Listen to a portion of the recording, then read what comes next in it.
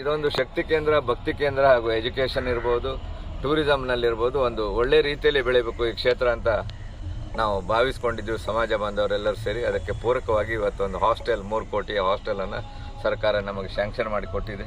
ಆ ನಿಟ್ಟಿನಲ್ಲಿ ಹಾಸ್ಟೆಲು, ಬೇರೆ ಬೇರೆ ಟೆಕ್ನಿಕಲ್ ಕೋರ್ಸ್ಗಳನ್ನು ಮುಂದಿನ ದಿನಗಳಲ್ಲಿ ಮಾಡಲಿಕ್ಕೆ ನಾವು ಆ ತಾಯಿ ಆಶೀರ್ವಾದದಿಂದ ಬದ್ಧರಾಗಿದ್ದೇವೆ. ಸಮಾಜ ಬಾಂಧವರೆಲ್ಲ ಸೇರಿ ಈಗಾಗಲೇ ಅನ್ನಛತ್ರ ಮತ್ತು 20-25 ಕೊಠಡಿಗಳ ಒಂದು ರೂಮ್ಗಳ ಅತಿಥಿ ಗೃಹವನ್ನು ಕೂಡ ಅಲ್ಲಿ ಮಾಡಲಿಕ್ಕೆ ಬದ್ಧರಾಗಿದ್ದೇವೆ ದೇವಸ್ಥಾನ ಪಕ್ಕದಲ್ಲಿ. ಇಲ್ಲಿಯೂ ಕೂಡ ಸಾಕಷ್ಟು ಜಾಗ ಇರೋದರಿಂದ ಬೇರೆ ಬೇರೆ ಯೋಜನೆಗಳನ್ನು ಸಮಾಜ ಬಾಂಧವರ ಒಂದು ಸಹಕಾರದಿಂದ ಮಾಡಲಿಕ್ಕೆ ಬದ್ಧರಾಗಿದ್ದೇವೆ.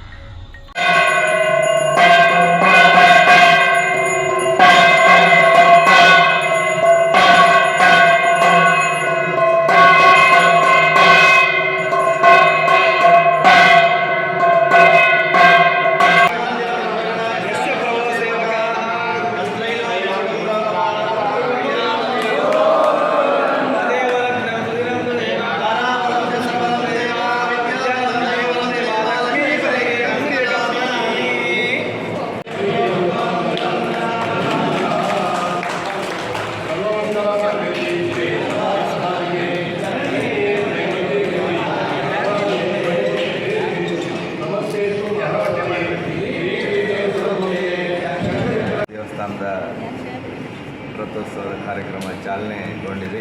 ಈಗ ಹೊಸ ಹಾಲನ್ನು, ಒಂದು ಅನ್ನಛತ್ರವನ್ನು, ನಮಗಲ್ಲಿ ಒಂಥರ ಮುಜುಗರ ಆಗ್ತಿತ್ತು. ಅಲ್ಲಿ ದೇವಸ್ಥಾನ ಇಷ್ಟದ ಚೆಂದಾಗಿ ಅಲ್ಲಿ ಅನ್ನ ದಾನ ಮಾಡುವಾಗ ಭಾಳ ಒಂದು ಬೇಸರ ಆಗ್ತಿತ್ತು.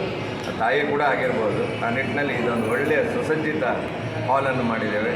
ಸಮಾಜ ಬಾಂಧವರು ಒಂದು ಸಂಪೂರ್ಣ ಮನಸ್ಸಿನಿಂದ ಇದಕ್ಕೆ ಸಹಕಾರ ಮಾಡಿದ್ದಾರೆ. 2 ಮೇಲೆ ಇದೊಂದು 2 ಫಸ್ಟ್ ಈ hall ground floor plus floor with lift ಇದೆ. ಮೇಲೆಲ್ಲ ಕೂತು ಊಟ ಮಾಡುವ ಒಂದು ಇದು, ಇಲ್ಲಿ ಬಫೆ ಕೊಡುವಂಥ ಒಂದು ವ್ಯವಸ್ಥೆಯನ್ನು ನಾವು ಮಾಡ್ತಾ ಇದ್ದೀವಿ. ಅದರ ಮೇಲೆ 23 ರೂಮ್, ಯಾರ ಮಿನಿಸ್ಟರ್ ಬರಲಿ, ಬೇರೆಯವರು ಬರಲಿ, ಮತ್ತು ಸಮಾಜ ಬಾಂಧವರು ಒಂದೊಂದು ರೂಮನ್ನು ಅವರೇ ಕಟ್ಟಿಕೊಡ್ತಾ ಇದ್ದಾರೆ. ಅವರ ಒಂದು ನೆನಪಿಗಾಗಿ 10 ಲಕ್ಷ ಒಂದು ಖರ್ಚನ್ನು ಮಾಡಿ ಆ ರೂಮಿಗೆ ಅವರ ಹೆಸರನ್ನು ಹಾಕ್ತಾಯಿದ್ದೀವಿ. ಬೆಣ್ಣೆಕುದುರಿನಲ್ಲಿ ಕೂಡ ನಾವು ಅದೇ ಥರ ಮಾಡಿದ್ದೀವಿ. ಯಾಕಂದರೆ ನಮ್ಮ ಸಮಾಜ ಬಾಂಧವರದು ಅಲ್ಲಿ ಚಿರಸ್ಥಾಯಿಯಾಗಿ ಉಳಿಬೇಕನ್ನೋ ಒಂದು ದೃಷ್ಟಿಯಲ್ಲಿ. ಹಾಗೆ ಮುಂಬೈದವರು ಕೂಡ ಇವತ್ತು 2 ರೂಮಿಗೆ ನಮಗೆ 3 ರೂಮಿಗೆ ಹಣವನ್ನು ಕೊಟ್ಟಿದ್ದಾರೆ. ಆ ದೃಷ್ಟಿಯಲ್ಲಿ ಇದೊಂದು ಒಳ್ಳೆಯ ಹಾಲ್ ಆಗಿ ಬಂದ ಭಕ್ತರಿಗೆ ನಿಮ್ಮ ಆಶಯ ಕೂಡ ಅದೇ ಇದೆ, ಯಾರನ್ನೂ ವಾಪಸ್ ಕಳಿಸ್ಬೇಡಿ ಅಂತ ನಮ್ಮ ಪ್ರೆಸ್ನವ್ರು ಕೂಡ ಹೇಳ್ತಿದ್ರಿ. ಆ ನಿಟ್ಟಿನಲ್ಲಿ ಖಂಡಿತ ಪರಿಪೂರ್ಣ ನಮ್ಮ ಮನದಾಳದಿಂದ ನಾವು ಅನ್ನ ಸಂತರ್ಪಣೆಯನ್ನು ಮಾಡ್ತೀವಿ. ಭಕ್ತರಿಗೆ ಒಂದು ಒಳ್ಳೆಯ ತೃಪ್ತಿಯನ್ನು ನೀಡುವ ಕೆಲಸವನ್ನು ನಾವು ಮಾಡ್ತೀವಿ. ಇವತ್ತು ಸಾಯಂಕಾಲ 4 ಗಂಟೆಗೆ ಹೊರೆಕಾಣಿಕೆಯ ಒಂದು ಚಾಲನೆ.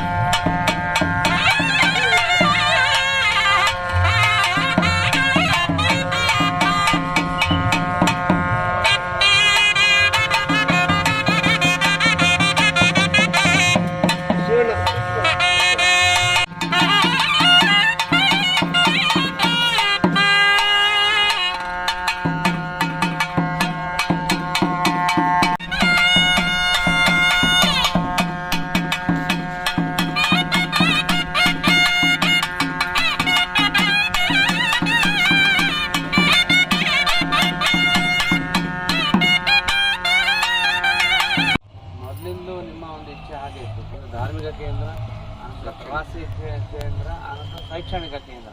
ಹಾಗಾಗಿ ಪ್ರವಾಸಿ ಕೇಂದ್ರ ಆಗಲಿಕ್ಕೆ ಎಲ್ಲ ಬೇಕಾದ ಯೋಗ್ಯ ರೀತಿ ಪ್ರಾಪ್ತಿಯಾಗಿದೆ.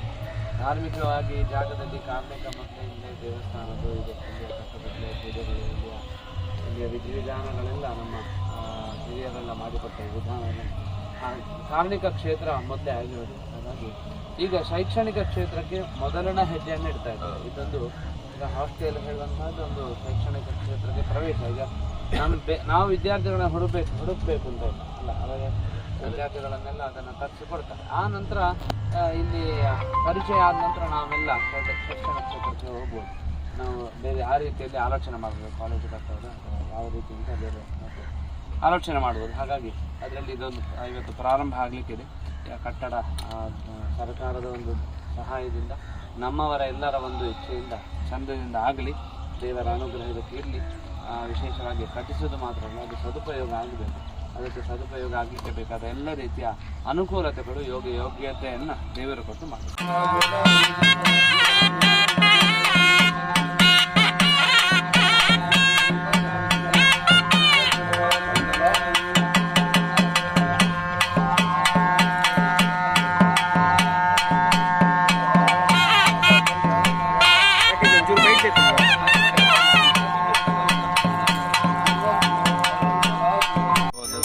ಹಾಸ್ಟೆಲ್ ಸರ್ಕಾರ ಕೊಟ್ಟರೆ ಬಾಡಿಗೆ ಬರ್ತದೆ.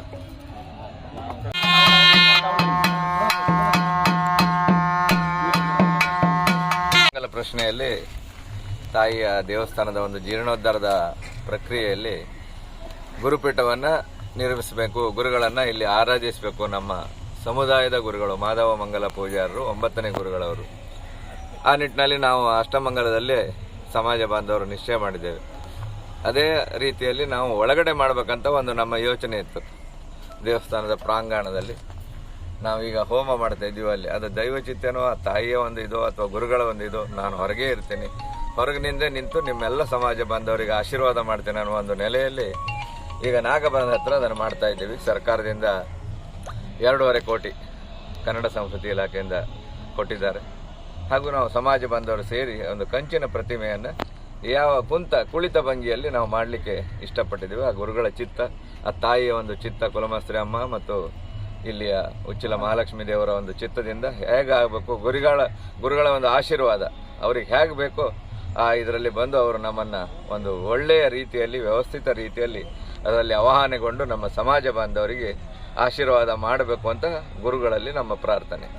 ವ್ಯವಹಾರದಲ್ಲಿ ಸ್ವಲ್ಪ ಹಿನ್ನಡೆ ಆಗಿದೆ, ಇದ್ದಿದ್ದಲ್ಲಿ ಅದಕ್ಕೆ ವ್ಯವಸ್ಥೆ ಸರಿ ಮಾಡ್ಕೊಂಡು ನೀವು ಮಾಡ್ಕೋಬೇಕು. ನಿಮ್ಮ ಏನು ದುಡಿಯೋರಿದ್ದಾರೆ ಅವ್ರನ್ನ ಸರಿ ಮಾಡ್ಕೊಂಡು ಮಾಡಿ ಖಂಡಿತ ತಾಯಿ ಕೈ ಬಿಡೋದು. ನಿಮಗೆ ಹಿನ್ನಡೆ ಆಗಿದೆ ಅಥವಾ ನನಗೆ ಖಿನ್ನತೆ ಕಾಡ್ತಾ ಇದೆ ಅಂತ ಭಾವಿಸ್ಬೇಡಿ. ಖಂಡಿತ ತಾಯಿಯ ಸೇವೆ ನೀವು ಬಂದಿದ್ದು ಮಾಡಿದ್ರಿ, ಇಲ್ಲಿ ಬಂದು ಭಜನೆ ಮಾಡ್ತೀರಾ, ಅದಕ್ಕಿಂತ ದೊಡ್ಡದು ಏನೂ ಅಲ್ಲ. ಇದು 10 ಲಕ್ಷ ಕೊಟ್ಟರು ಅದೇನು ತಾಯಿಗೇನಲ್ಲ, ನೀವು ಭಜನೆ ಸೇವೆ ಚಂದಬಡಿ ಆಡ್ತೀವಿ, ಅದು ಭಾಳ ಒಂದು ಒಳ್ಳೆಯ ಕೆಲಸ. ಖಂಡಿತ ನೀವು ಅಧೈರ್ಯ ಆಗಬೇಡಿ. ಆ ತಾಯಿಗೆ ಹಾಗೂ ಪರಿವಾರದವರು ಒಂದು ಸಂಪೂರ್ಣ ನಿಮ್ಮಲ್ಲಿ ನಿಮಗಿದೆ, ನಿಮ್ಮ ಆಶೀರ್ವಾದ ನಿಮ್ಗೆ.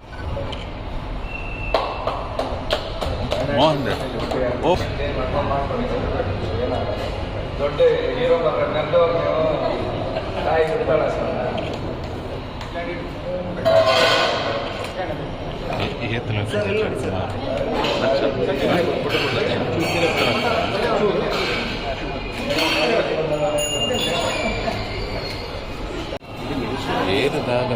ನೀವು ಬಿಟ್ಕೊಡ್ಬೇಕಂತ ನಾನು ಕೇಳಿದಾಗ, ನಾವೆಲ್ಲರೂ ಕಮೆಂಟ್ ಕೇಳಿದಾಗ ಅತಿ ಒಂದು ಉತ್ಸಾಹದಿಂದ, ತಾಯಿಯ ಒಂದು ಪ್ರೇರಣೆಯಿಂದ ನಮ್ಗೆ ಇವತ್ತು ಇದನ್ನು ಜನರಿಗೆ ಊಟ ಹಾಕಲಿಕ್ಕೆ ಒಂದು ಒಳ್ಳೆಯ ರೀತಿಯಲ್ಲಿ ಮಾಡಿಕೊಟ್ಟಿದ್ದಾರೆ. ಆ ದೃಷ್ಟಿಯಲ್ಲಿ ಅವ್ರನ್ನ ನಮ್ಮ ಸಮಾಜದ ಪರವಾಗಿ, ಮಂಜನಗರದ ಪರವಾಗಿ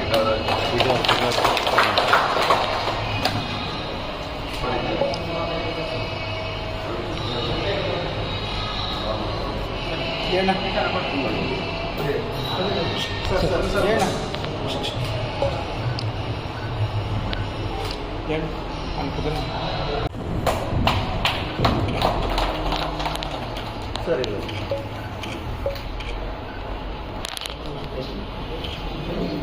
ಮಾರ್ಗದರ್ಶಕರು ತಿಳಿಸಿದಂತೆ ಈ ಒಂದು ಹಾಸ್ಟೆಲ್ಗೆ ಸರ್ಕಾರದಿಂದ ನಮಗೆ 3 ಕೋಟಿಯ ಒಂದು ಅನುದಾನ ದೊರಕಿದೆ. ಅದರಿಂದ ಇದನ್ನು ಕೂಡಲೇ ಅದರ ಕೆಲಸವನ್ನು ನಾವು ಆರಂಭಿಸಲಿದ್ದೇವೆ. ಇದು ಮತ್ತು ಗುರುಪೀಠದ್ದು. ಇದರಿಂದ ನಮ್ಮ ಎಲ್ಲ ಹಿಂದುಳಿದ ಏನು ವಿದ್ಯಾರ್ಥಿಗಳಿದ್ದಾರೆ ಅವರಿಗೆಲ್ಲರಿಗೂ ಈ ಒಂದು ಹಾಸ್ಟೆಲ್ನಿಂದ ಅದರ ಸದುಪಯೋಗವನ್ನು ಅವರು ಪಡ್ಕೊಳ್ಬೇಕು. ನಮ್ಮ ಇಡೀ ಸಮಾಜ, ದಕ್ಷಿಣ ಕನ್ನಡ ಮೊಗವೀರ ಮಹಾಜನ ಸಂಘ ಉಪ್ಪಳದಿಂದ ಸೀರೂರವರೆಗೆ ಏನು ವ್ಯಾಪ್ತಿ ಇದೆ, ಅಲ್ಲಿ ಬರುವಂಥ ಎಲ್ಲ ಬಡ ವಿದ್ಯಾರ್ಥಿಗಳಿಗೆ ಇಲ್ಲಿ ಅದರ ಪ್ರಯೋಜನ ಸಿಗುವಂತಾಗಬೇಕಂತೇಳಿ ನಮ್ಮ ಮಾರ್ಗದರ್ಶಕದ ಜಯಶಂಕರ್ ಹಾಗೂ ನಮ್ಮ ಸಮಾಜದ ಮಹಾಜನ ಸಂಘದ ಸರ್ವ ಸದಸ್ಯರ ಒಂದು ಗುರಿ, ಅದನ್ನು ಆ ತಾಯಿ ಈಡೇರಿಸಬೇಕಂತೇಳಿ ನಾನು ಕೇಳ್ತಾ ಇದ್ದೀನಿ.